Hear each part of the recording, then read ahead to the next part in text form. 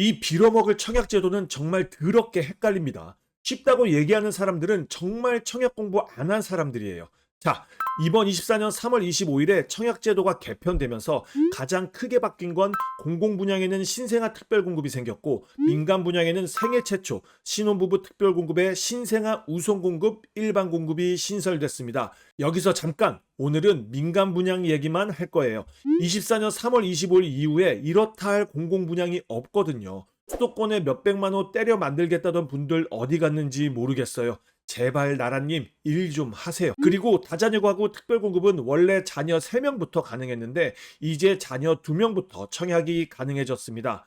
그럼 도대체 어떤 걸 넣어야 유리한 걸까요? 자녀가 신생아 1명이라면 혹은 자녀가 없거나 만 2세가 넘는 자녀가 1명이라면 생애 최초 특별공급, 신혼부부 특별공급 어디에 넣어야 유리할까요? 자녀가 2명이라면 혹은 자녀가 2명인데 1명이 신생아라면 거기에 생애 최초까지 조건이 된다면 생애 최초 특별공급, 신혼부부 특별공급, 다자녀 가구 특별공급 어디에 넣어야 유리할까요? 경우의 수가 많아진 만큼 어디에 넣어야 유리한지 너무너무 헷갈리는 게 사실입니다. 지금부터 조건마다 어느 특별공급에 넣어야 조금이라도 당첨 확률이 높을지 확실하게 알려드리도록 하겠습니다.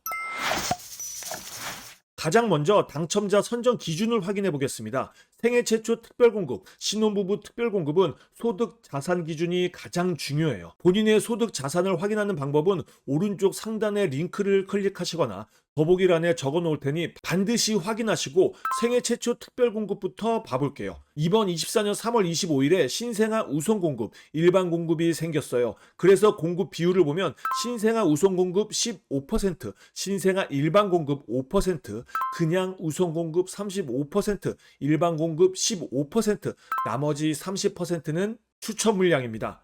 소득 기준은 전년도 도시근로자 가구 원수별 월 평균 소득 기준으로 보는데요. 다시 한번 말씀드리지만 본인의 소득은 본인이 꼼꼼하게 체크하셔야 합니다. 그리고 지금의 전년도인 23년도 도시근로자 가구 원수별 월 평균 소득 기준은 청약홈 그리고 입주자 모집 공고에서 확인할 수 있으니 본인이 반드시 비교해 보세요. 이 영상을 누군가는 25년, 26년 이후에도 볼 수 있기 때문에 23년도 도시근로자 가구 원수별 월 평균 소득 기준표는 올리지 않겠습니다. 이해 부탁드려요. 다시 표를 보자면 본인 소득이 여기서 어디에 포함하는지 반드시 본인이 직접 확인해야 합니다. 여기서 중요한 점은 상위 조건이 된다면 아래에 자동으로 포함이 됩니다. 예를 들어 신생아 우선 공급의 조건이 된다면 신생아 우선 공급에서 낙첨해도 신생아 일반 공급, 우선 공급, 일반 공급, 추천 공급까지 계속해서 포함됩니다. 각 단계마다 경쟁이 있을 시에는 지역 우선 공급 기준을 따르고 지역 내 경쟁 시 추첨으로 당첨자를 선정합니다.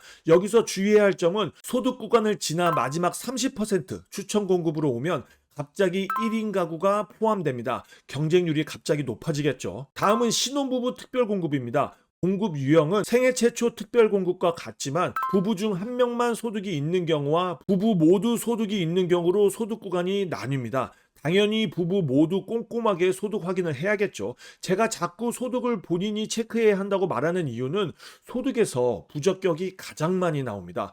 꼭 체크하셔야 해요. 신혼부부 특별공급도 각 단계마다 경쟁이 있을 시에 지역우선 공급 기준을 적용하고 지역 내 경쟁 시 미성년 자녀가 많은 순으로 당첨자를 선정합니다. 미성년 자녀 수가 같을 경우 추첨으로 뽑아요. 자, 이제 두 특별공급을 같이 놓고 어느 쪽에 넣어야 유리한지 하나하나 봐볼게요. 당연히 생애 최초 신혼부부 특별공급 두 개 모두 조건이 되는 분들이 고민이겠죠. 제일 먼저 자녀가 없다면 어디에 넣는 게 당첨 확률이 높을까요? 당연히 생애 최초 특별공급에 넣어야겠죠. 생애 최초 특별공급에서 우선 공급, 일반 공급 조건에 부합할 경우는 생애 최초 특별공급이 유리합니다. 하지만 소득이 160%를 초과하는 혼인기간이 7년 이내인 신혼부부는 생애 최초 특별공급 추첨제보다 신혼부부 특별공급 추첨제가 확률이 더 높습니다. 생애 최초 특별공급 추첨 공급에는 1인 가구도 포함되니 확률이 내려가겠죠. 그러니 소득이 높은 신혼부부는